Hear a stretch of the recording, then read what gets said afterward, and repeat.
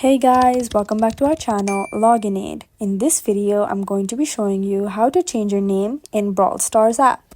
Firstly, to do so, you will have to go to your Brawl Stars app. Once you open the app, then at the top left corner of your screen, you can see your name. You may tap on that.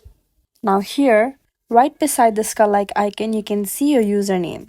Here, my username is Anna. Now, to change that username, you will have to tap on your name. Once you tap on that, a notification pops up on your screen notifying you that you get to change your username only once, free. After this, if you want to change your username later, you will have to pay a certain amount to change your username. If you're sure that you want to change your username, you may tap on the free button in green. Now, you may type in the username you want to change to. Once you type that in, you may tap on the continue button below. The app asks you to re-enter your new username for confirmation. Once you type in your new username, you may tap on the confirm button below again. Now you can see your username has been changed.